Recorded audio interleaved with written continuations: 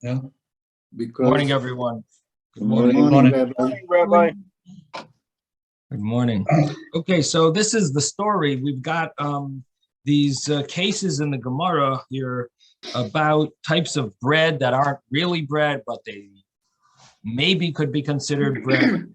And as I've been telling you, this isn't the easiest Gemara. And part of the problem is that it's not all in one place. There's going to be a few things on future pages that are going to clarify certain things. So what I'm really considering is that maybe we're going to not go as in depth now.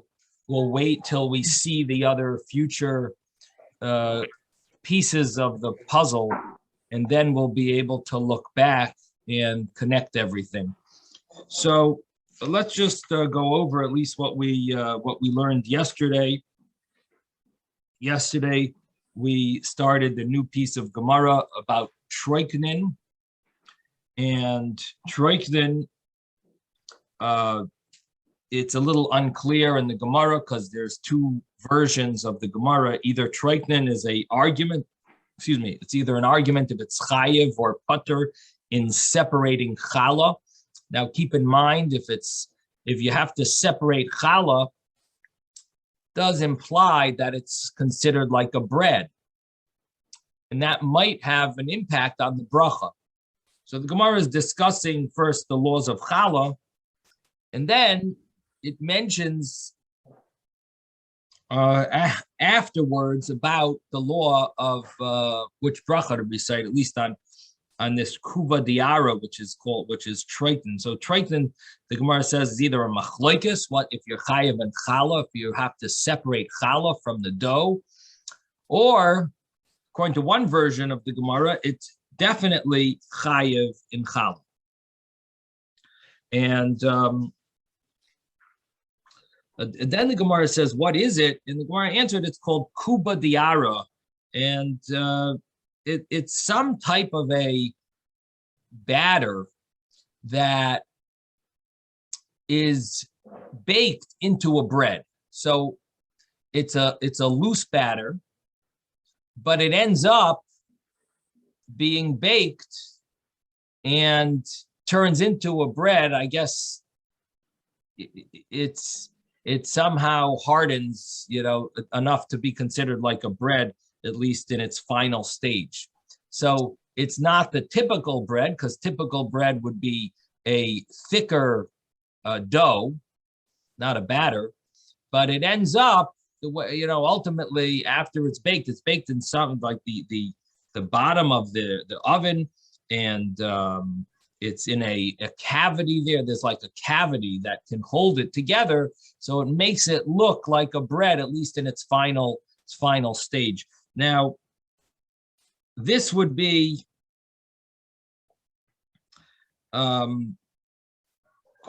we would have to then figure out, depending on how you read the Gemara, why is it a machlokes? It's an argument if it's chayev and challah or exempt from challah. Why is it either obligated to separate challah or not? Or according to the other version, we'd have to figure out why is it obligated in challah. And in Rabbi, addition, excuse me, could you Yeah. possibly indicate where you are, perhaps by saying the first A few page? words? Well, I have either, is it Abaya said, or Rabchia taught, or Marazutra? It's somewhere in there, right? well, sounds good. Abaye said Kuba Diara. Do you have that? Omar Abaye Kuba Diara. Is that the Abaye you're talking about? Abaya said, Charita Petura Min Hahala. That's where, Mhm. that not the right place? No. Well, a few line before that would be Abaye says Kuba Diara. So this is again, this is yesterday's Gemara. We mentioned that Troiknin is either an argument if it's chayev or exempt, if it's obligated in separating challah or not. Okay. And we just explained what it is. So the question is, so what exactly is the cause? Why would it be exempt from challah? So on the one hand, it's a loose batter. It's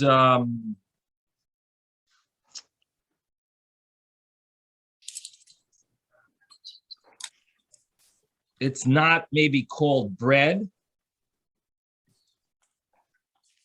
Exempt from challah would also involve how much flour you use. So that is initially what, you know, the point that I started out with is the fact that it is a batter. It's not actually a thick dough. It's a batter. And but there is a version of the Gemara that says everyone agrees it's obligated in challah.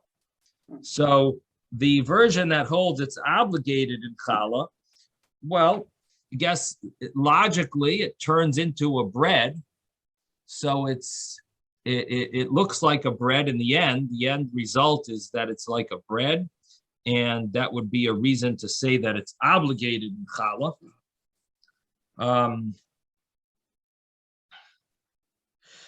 But possibly the reason it would be exempt is because, right, it's because it's a very liquidy dough,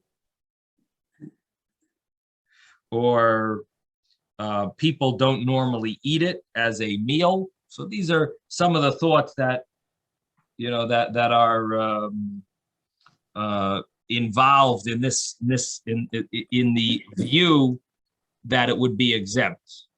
Now, so this is what we call troiknin. Troiknin, possibly exempt from challah. A question, or maybe everyone agrees it's chayiv in challah.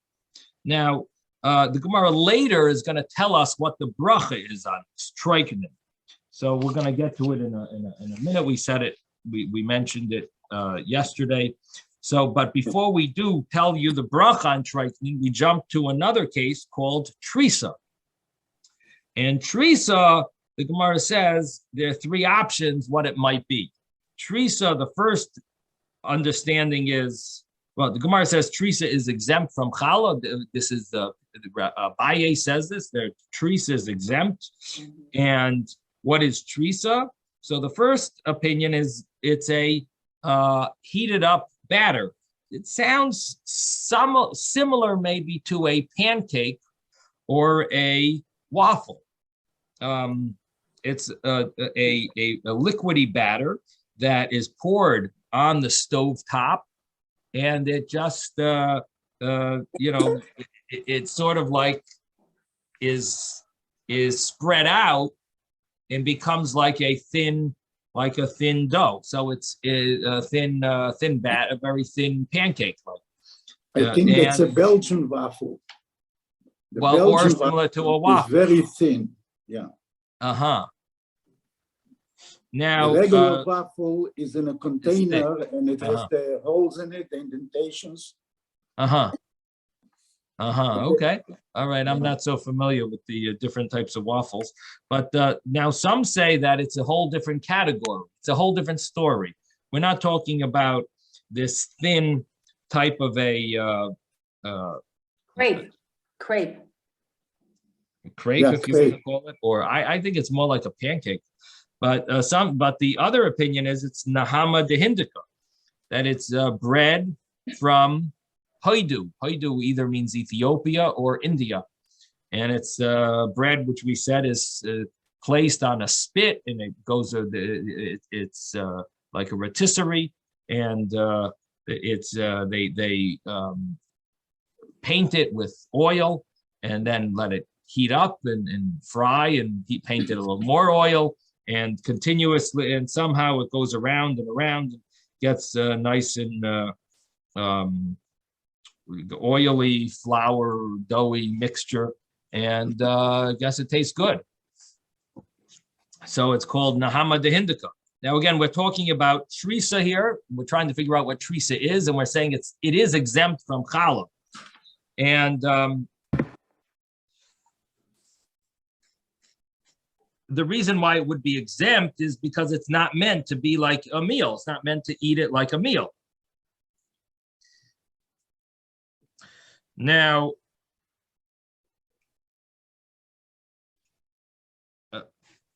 there is another understanding that maybe it's exempt because it's not even meant for food. They use it for some other purpose, but not for food.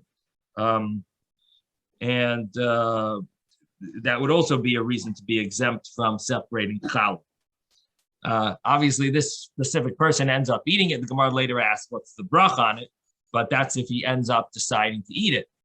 It's almost like those, when the kids make their necklaces out of Cheerios. So, you know, it's the, I don't know if they expect them to eat it, but sometimes the kids decide later that they're going to actually chew on it and eat it. So here, in any event, this bread is not real bread. It's meant it's meant for a snack, I guess, or it's not meant to be eaten. Now, and some say that this trisa is bread made for kutach. And I mentioned yesterday, kutach is something that's often, it is mentioned in the Gemara a lot, surprisingly, because it doesn't sound too exciting to most of us, but it is mentioned in the Gemara. It's one of the dips that they used to have there. It was sour milk with some moldy or almost moldy bread, just about to be moldy bread, fermented bread, if you want to use a nicer term. And the bread was mixed into this milk, and somehow it would be now the bread was not regular bread. It was actually baked in the sun. So the question is, so what exactly causes it to be exempt from challah? What is the reason why it's exempt? So from Rashi, it sounds like it's because it's baked in the sun. But the other commentaries don't seem to find that, there are other commentaries that don't seem to find that a good excuse why it should be exempt from challah. Tosfos here wants to argue, and what it sounds like from Tosfos is very unclear, but it sounds like what he's saying is that we have to say that this dough that they make this bread out of for kutach must be a loose batter.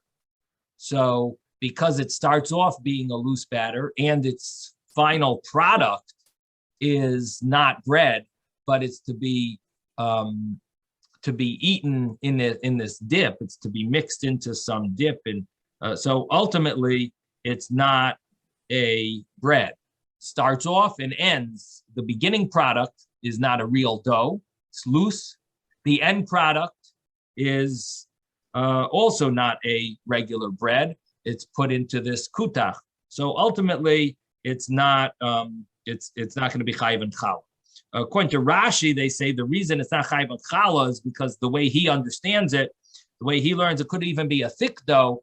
But since you don't have in mind to eat it as bread when it's cooked, when it's baked in the first place, so that also plays a role. And because you're planning on using it for this kutach, so that would the beginning intent. In other words, it's not that it has to be a soft dough, but it's the beginning intent that plays a role, and that's how they explain Rashi. Because otherwise, you're going to have a contradiction between Rashi and some other Mishnah in the laws of challah. So that would be a understanding of what we're dealing with here again. So it comes out an argument of if this bread is a soft batter, or it's a hard batter, or it's a dough. But ultimately, it's made into kutach, and the point is you would be exempt from challah. Now, if you want to confuse yourself, there is another version of this Gemara that says that these cases are chayiv and challah, but that's for another time. We're not really going to deal with that at this point. So these are exempt from challah, and the Gemara then says that Reb Chia learned a brisa, taught a brisa that says the bread for the kutach, for this dip, is exempt from challah. And then they asked the question, the Gemara asked a question on him. How could that be? There is a brisa that says it's chayev in challah. So the Gemara answers, well, there's a difference. Rabbi Yehuda explains that where it says that it's chayev, it's obligated in separating this challah, in other words, that it's considered like real bread. That is because the appearance of it, the way it's formed, it shows what it shows that what is the purpose of this bread. In other words, what is your plan? So, and now we turn the page. We're on page 38a, and we have the difference between the two cases. One case, one was obligated in challah for this bread that's placed into this dip, and that had to do with the fact that it was oven, it's thick. And thick meaning that it's made into beautiful bread. So since you made it into beautiful bread, basically what you're doing is saying that you might not be putting it into this dip. You might be eating it as regular bread. And at least when you made it, you might have had that in mind as well, that you're going to eat it as you formed it. Since you formed it in the form of bread, you showed your intent that you might not be putting it into the kutach, and therefore it's chayev and challah. However, if you take challah or not, you still say hamotzi on it? So this is an issue that we're going to be dealing with a little. Does challah and hamotzi go hand in hand? It's not definite. It's something a little unclear. We're going to be seeing it in halacha, that it could be that it's not dependent one on the other. Mm-hmm. So the Gemara then says that if it's made like limudin, which means like a some type of a board, or if it's according to another explanation, the word limudin means you're like you're like learning. You're doing it as if you were practicing, meaning that you didn't care about the form. That is ultimately what it means, is that you didn't care the form of it. But I'm just trying to translate the word limudim. So it either means it like a board, or it's like you're testing out. That would be exempt from separating challah, because you're obviously planning on using it for kutach. And if you put it in kutach, your appearance of the challah plays zero role. There's nothing you're going to gain by making this challah look nice.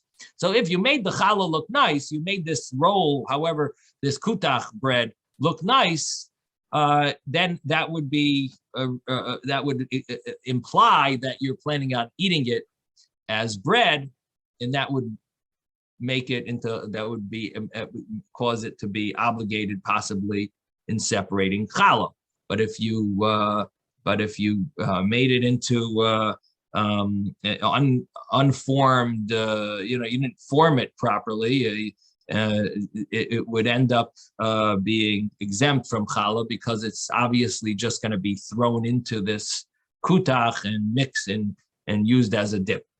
Okay, so then Abaye then asks Rav Yosef, the kuba diara, the first situation, the first case that we spoke about was called treiknin, and we translated that to mean kuba diara, this batter that's what's put into a cavity in the bottom of the oven. Would that have what would the bracha be on that? And again, we had either an argument if you're chayev and challah, or we said you're definitely chayev and challah. But now the Gemara asks, well, what would the bracha be? My mevarchin love. What bracha would you recite on?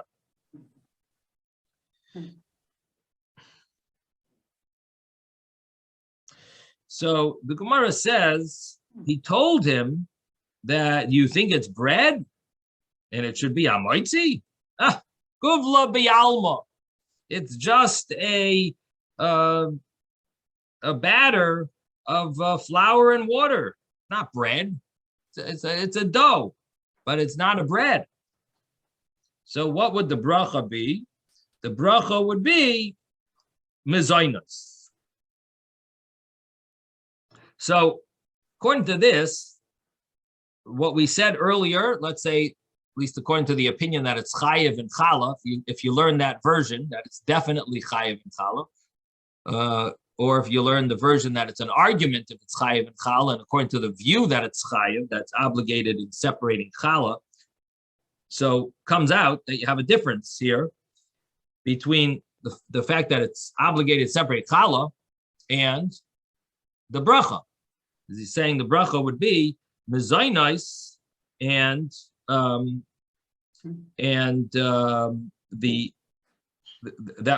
would be the bracha by remaining mezainos, even though it might be chayven in separating challah. Now, when it says that it's mezainos, what does this mean? So it could be that it's mezainos if you're not planning on eating a full meal from it, because it's not the norm to eat a meal out of it. But if you did establish a meal on this kuba diara, it could be that it's considered like bread. So what we're going to see is there are examples, there are situations like that where something is a semi-bread. Something's not definitely bread, it's semi-bread. And if you establish it as a meal, you're satisfied from it, or you eat what normal people would eat from it as a meal, so that would be considered like bread, then it might fall into the category of hamaitzi, even though initially it's really just a mezainos. You would recite the bracha for thanking Hashem for mazon. So the answer that Rabbi Yosef gives Abaye over here is that the initial bracha would be mezainos. It's not meant to establish a meal on this type of bread. Not normal. Most people don't normally use this as a state as their main meal. It's, I guess, more like a snack. Yes, Susan. There are some medical conditions that require you to be a grazer and not sit down and eat a big meal. Okay? Because by eating a big meal, you're impacting your system. Right. That there are some conditions that require you to eat a little bit every 3 hours. Not a full meal. Right. Right. So what do? So in that situation, you would be have an easy life because you don't have to do grace after meal, which a lot of people consider very complicated. They don't like to wash, they don't like to bench, you know. No, it's still important to do that. I mean, how can you? What? So there is important to do grace after meals. And right. Well, this is the thing. If a person eats real bread, they have no problem. They can say grace after meal. Okay. But if they're eating this semi bread, then there's a problem. Okay. Now I get it. Okay. That solves the problem. Thank you. Okay.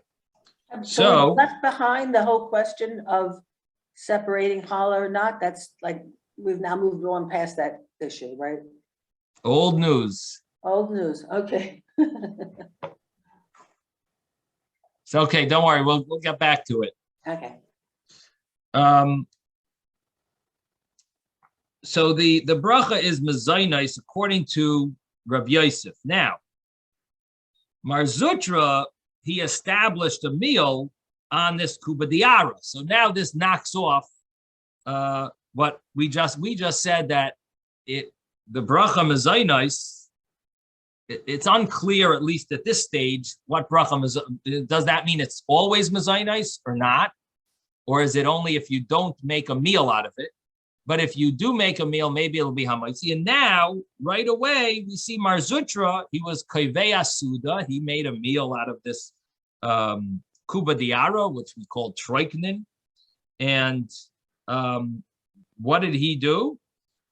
He recited hamaitzi lachem aretz ve'shalish brachos, and he recited 3 brachos. So here we see that it could be mezainis, but it would, if you establish a meal on it, would be the hamaitzi. Now, Omar Marbaravashi, so Marbaravashi says that a person could fulfill his obligation of eating matzah on Pesach, and it would be called lechem oini, poor man's bread.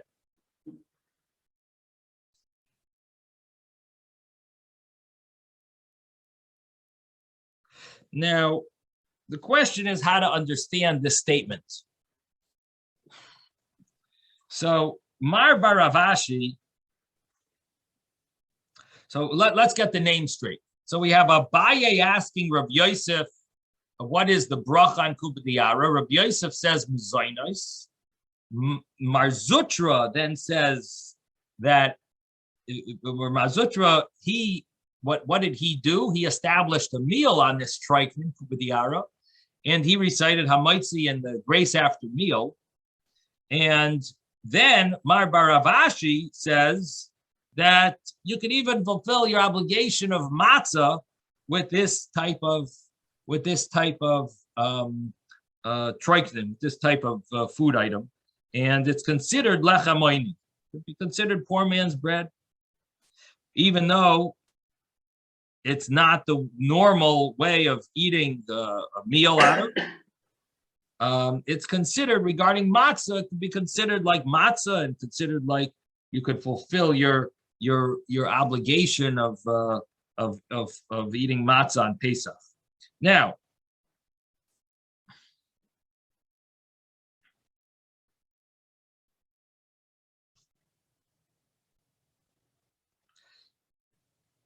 one way of understanding this is, let's assume you're obligated in separating challah from this. So let's say you're obligated separating challah from triknin, but the bracha really is mezainos because it's not the norm to make a meal out of this triknin. Again, it's a loose batter, which I'm guessing, I'm no professional chef or baker, but I'm guessing that if it's a loose batter, it's probably going to be a very soft, very airy type of bread. That's just a thought. I don't know if that makes sense. And so people normally don't make their meal out of that. It's maybe too full of air, too light. It's going to be a very light bread, a light type of food. It's just my thought. If it's a soft batter and it's baked, I don't know. So in any event, people don't normally make their meal out of this. However, so therefore it would be mezainos. If you established your meal on it, hamaitzi. Pesach, we don't need it to be bread that most people establish their meal on. We need it to be considered bread that's obligated in challah, let's say. So if that's true, here you have bread that's obligated in challah.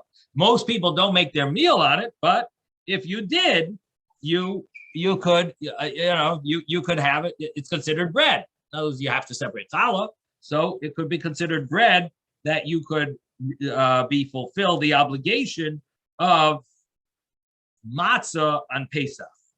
Rabbi, lechem oni, though, isn't there an idea that it's missing something? It's doesn't have the richness that real bread has. It's a different definition of bread. Well, there is lechem, there is matzah ashira, right, and there is lechem oin. The matzah, So- sure, we don't use for the Seder for making the mochi. Matzah ashira, only elderly people are allowed to eat matzah ashira on Pesach. That doesn't mean anybody here, right? Right. And only if they have a health issue that they need to eat, or someone who's sick, or someone who's elderly that can't eat regular matzah. Matzah ashira means that it is rich. It's rich matzah, which means that it's not just water. Yeah. Or but it's if they're not full of water, specifically not water. It's something else that's more rich. Like, for example, they'll use eggs instead of water. And actually, you wouldn't be allowed to add any water to matzah ashira. It would be either fruit juice or eggs, and that would be considered matzah ashira, what we call egg matzah.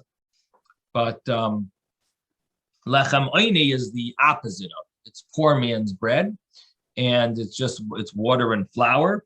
And this is obviously that. It's obviously water and flour, and it's obviously much looser than our matzah dough. And it would give according to Mar Marbaravashi, you could fulfill your obligation of matzah. Now, what is Mar Marbaravashi really saying? Number one is that it's called, that it's considered hamoitzi.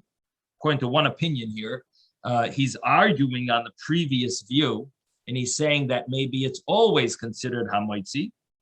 And the second thing is that it could be considered lachamoini, poor man's bread. So the previous opinion said that it's considered mezainos unless you make a meal out of it. And according to this understanding, this new understanding, Marbaravashi is arguing on that and saying, no, it actually is considered bread all the time. So this is another way of learning. And according to him, it's hamoitzi no matter what.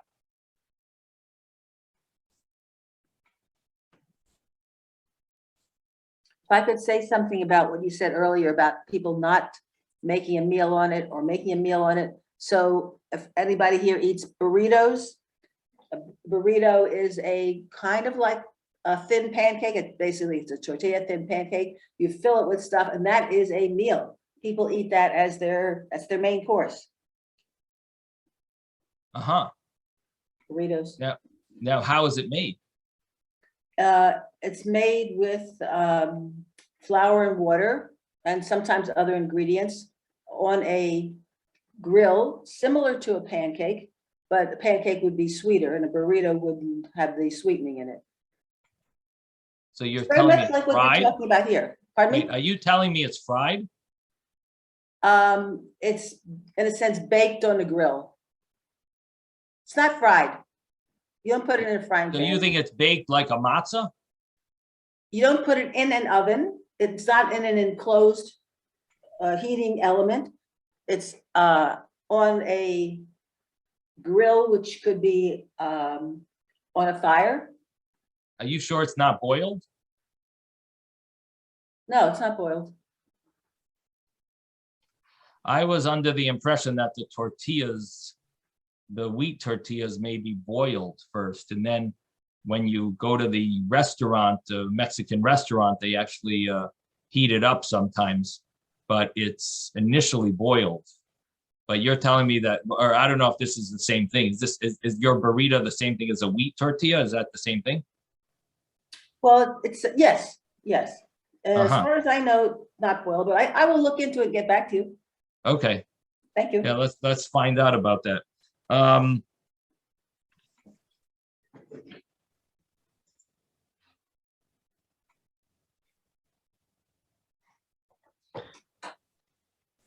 So there is a third way of learning that even Mar Zutra, who made a meal out of it, he also argues that it should be hamoitzi.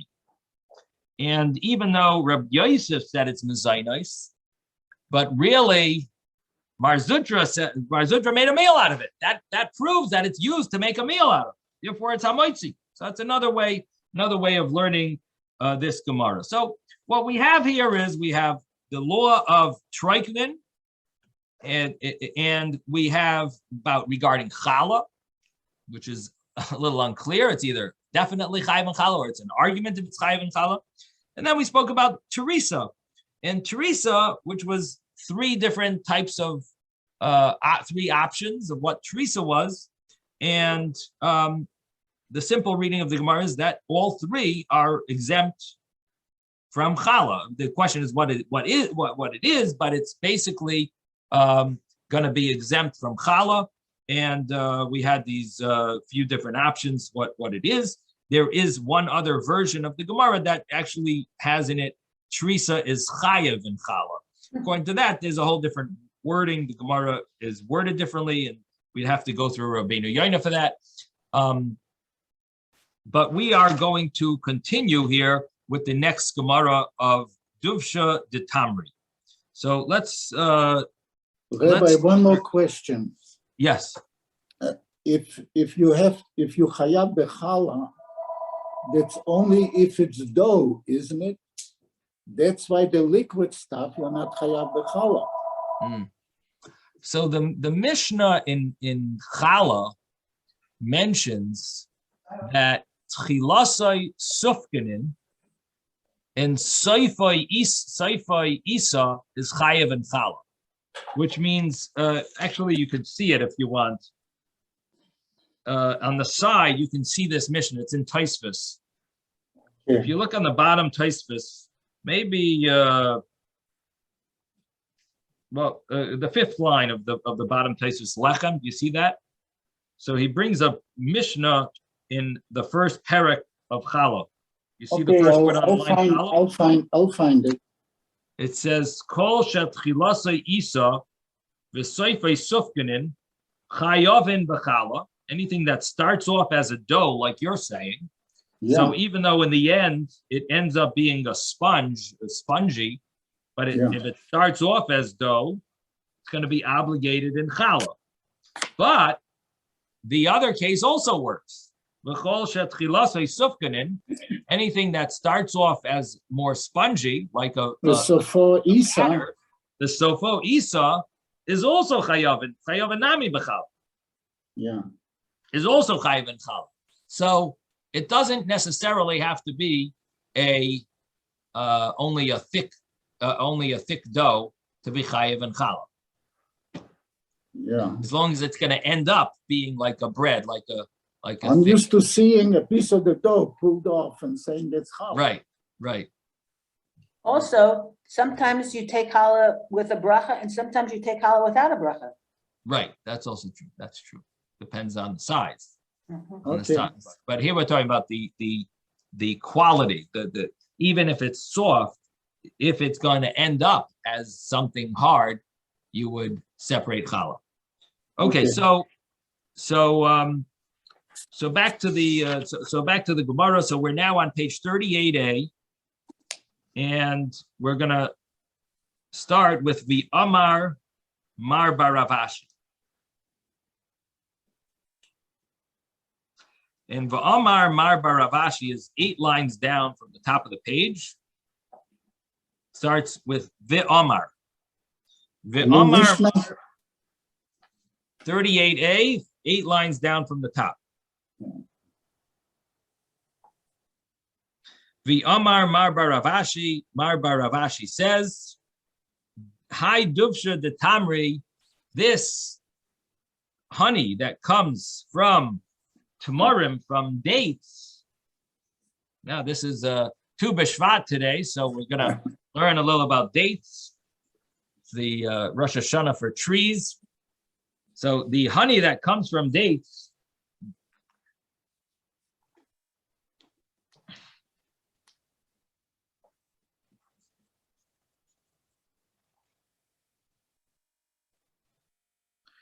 what is the bracha?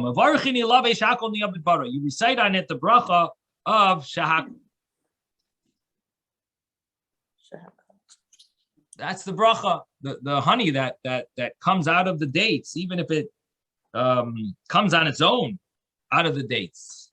And it's not that you squeezed it. It would be shahakol.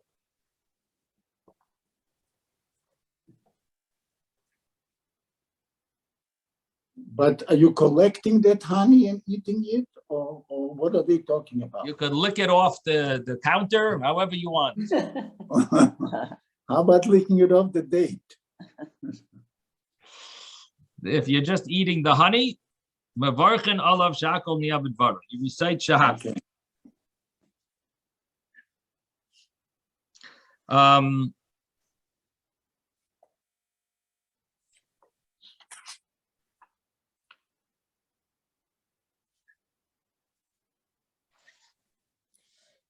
That makes sense. It's like olive oil and olives.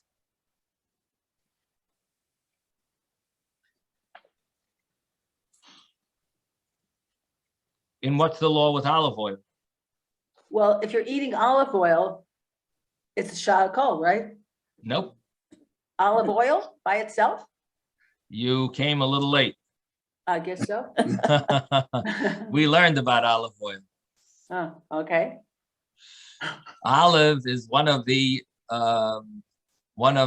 interesting foods yeah. that the olive oil is not changed for the worse. It's actually changed for the better.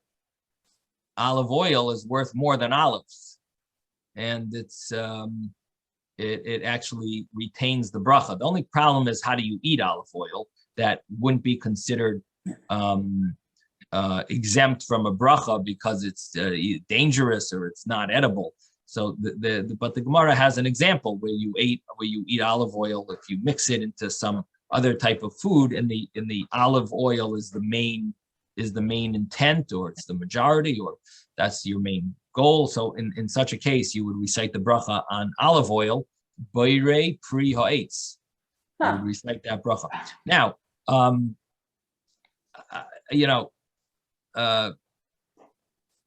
as often we do find there are exceptions to the common understanding of the Gemara, and one of them is there is a Bahag, a sefer called Halachis Gedolos, who writes that when we talk about the duvsha, the tamri, this honey from the tamarim, so he says that if it's just straight from the olives, it actually would be a ha'etz. It would be similar to olive oil and similar to what Ben wanted to say, that maybe you're eating it from the olives, from the dates, excuse me. So it should be similar. It should retain its bracha. And the only time that it's shahakol would be if it's cooked. If you cook the dates, then the honey would be a shahakol. But otherwise, if it's just spritzing out of the dates, it would be a ha'etz. Now that is a individual view. That's not the common understanding, and that's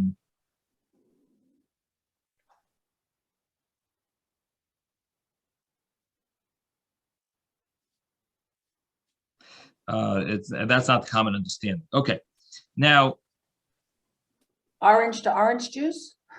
no. So the Bahag would only say this by dates, and the reason is he has actually an interesting point.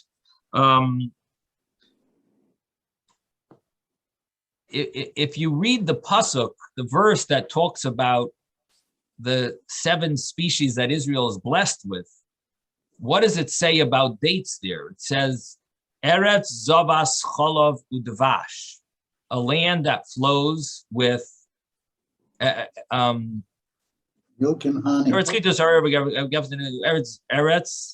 Zobas Cholov Udvash. Yeah, Zayas Shemen Udvash. Excuse me.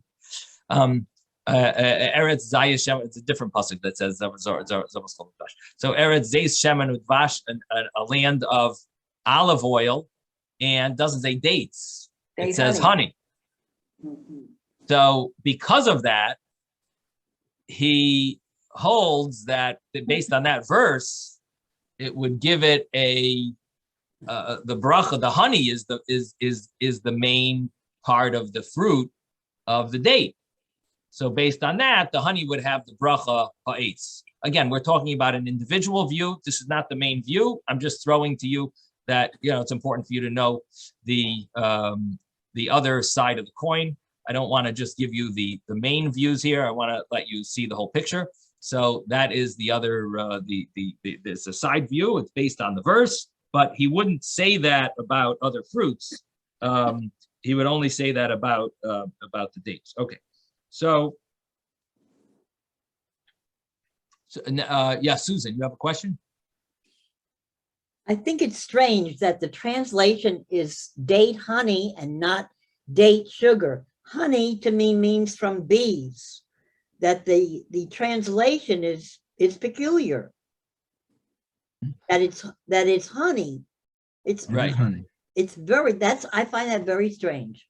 Right. Why is that strange? So the thing It's is, sticky. that- It's sticky like honey. have you ever tasted date honey? No. Okay. So you're living in a sheltered community. You know, you're sheltered. You don't know about other things, and you're expecting the whole world to be based around your sheltered life.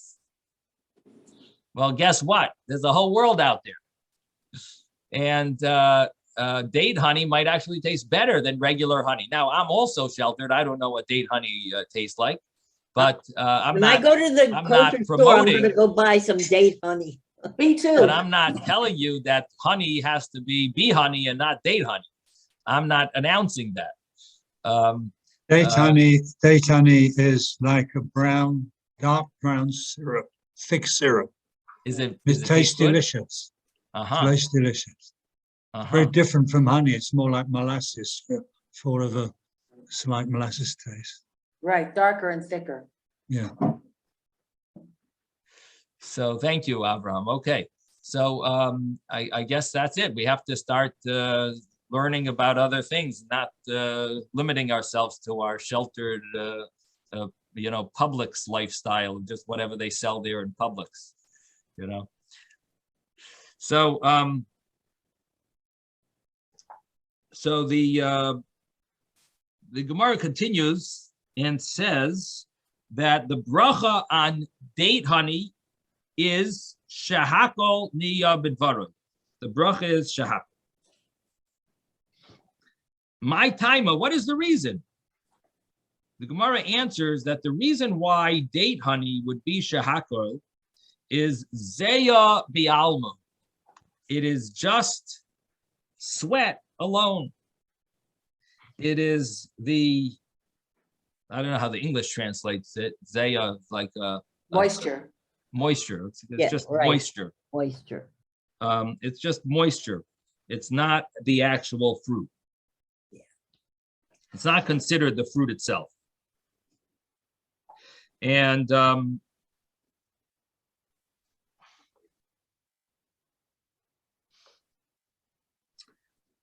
on, and who does this go like? Ki Haitana follows this opinion, this Tana, this author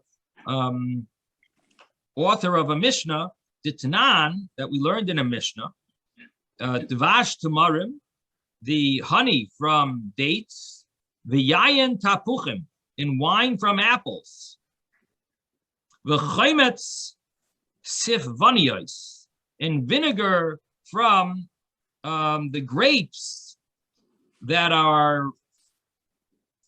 don't ripen. There are certain grapes that don't ripen, and they make vinegar out of it. And those grapes, the reason that they're called sifanios is because they stay there. They leave them on the tree, on the vine, even after all the other grapes are harvested. They leave them there. They're still there at the end because basically they're not going to ripen, and so they make vinegar out of them.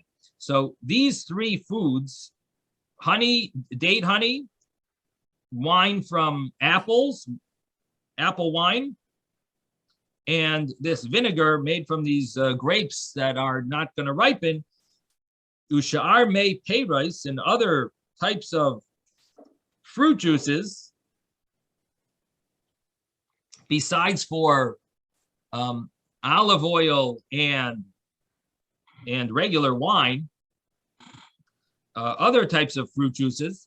So the law is, if these are from Truma, shel Truma, and if a person drank from them by mistake, Rabbi Eliezer mechayev keren v'chomesh. Rabbi Eliezer would obligate that person to pay back because he ate from Truma. You have to give a kohen the amount of what you ate from them, plus what's called in the Gemara a chomesh. A chomesh literally means a fifth, but it really means a fourth. So you would have to give, if you ate $100 worth, you would have to pay the kohen $125. And that would be the keren in the chomesh. The keren would be the $100, and the chomesh, which I'm telling you means a fourth, even though the literal translation is a fifth, would be 25. So it would ultimately be 125. Now, the reason the Gemara calls it a fifth is because if you take the full amount after the amount that you're giving is 125. If you divide that in fifths, 125 divided by 5 would be what? Would be 25. And so 25 is actually a fifth of the final outcome of what you're giving. So the Gemara says that's what you have to give for Truma, is you have to give a fifth of the final outcome. But how do you calculate a fifth of the final outcome? Would be by calculating a fourth.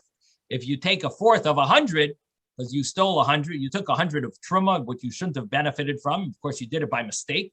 So you have to pay back 100, plus a quarter of that would be 25. So you give 125, and that 25 is actually also called a fifth, because it's a fifth of the final amount that you're giving. Is 25 would be a fifth of 125. Yes, Susan. Fifth of the total. Can you give me an example of a misuse of consecrated items? That's what it says in Steinsaltz. I don't get that. What is that? So yeah, very simple. If you are supposed to be giving to the kohen, you're supposed to be giving, let's say, oranges. You have 1,000, you have a lot of oranges, and more than 1,000. Yeah, you're giving one. Officially, it's 150, 2% to the kohen, and it ends up that you, by mistake, you ate from those. You shorted them. In other words, it's a short. Yeah, but what you did was you already divided them for him, so you separated a few cases for the kohen, and then by mistake you ate from those cases. Okay. So now you benefited from the truma, from this food that's supposed to be separated for the kohen, these fruits, and now you're well, in the Mishnah's case was you ate honey. Actually, let's pick the Mishnah's case. The Mishnah's case is you had this date honey, and wine or apple wine. Okay. Now, so the law is, according to Rabbi Eliezer, you got to give a keren and a chomesh, the initial amount that you took by mistake, that you drank, and the chomesh and the fifth. And Rabbi Yeshua Paiter, Rabbi Yeshua says that these fruit juices are not the real, not really part of the fruit. This is just it's a juice, it's a liquid, it's a moisture from the fruit, but it's not, this is not the fruit itself. And so you got some benefit from the truma, but you didn't actually eat the fruit of truma. And because of that, Rabbi Yeshua says you are, it's not really considered truma when you drank these items. This is called zeya bialma. It's called moisture, and they're not actually called truma. And you would be exempt. So what is our Gemara bringing? Just one second. Why is our Gemara bringing this discussion of Truma? Because we said that Marbaravashi holds that the bracha on date honey is shehakol. Who is he following? So the Gemara says he's following which view? Rabbi Eliezer or Rabbi Yeshua? What do you think? If you say shehakol on date honey, who's he following? Anyone? He's following one of these views. What did you say, Simone? Rabbi Yehoshua. Rabbi Yeshua. Now, the halacha follows Rabbi Yeshua whenever there's an argument of Rabbi Eliezer, Rabbi Yeshua. The halacha follows Rabbi Yeshua. And so it makes sense. He's following Rabbi Yeshua. Rabbi Yeshua says it's only zeya bialma. It is not really the fruit. And therefore, the same thing would apply to the date honey that the bracha would be shehakol. So it's not really truma, and the same law would now express itself in the laws of brachas that it's not really the fruit. Okay, yes, someone had a question. I have a question, just to clarify. So the argument between Rabbi Eliezer and Rabbi Yeshua right here is whether, so on the one hand, you have the actual dates, apples, and grapes that were set aside for truma. On the other hand, you have what's made from those things, the date honey, the apple wine, and the vinegar. And the question is whether that status of truma remains with the things that were extracted from the original objects. Yeah. Very, very well stated. Yes, Simone, very well stated. Nice clap, very clear. You said it very well. Okay, so that really summarizes this little piece over here, and the next Gemara is going to talk about something called Trima.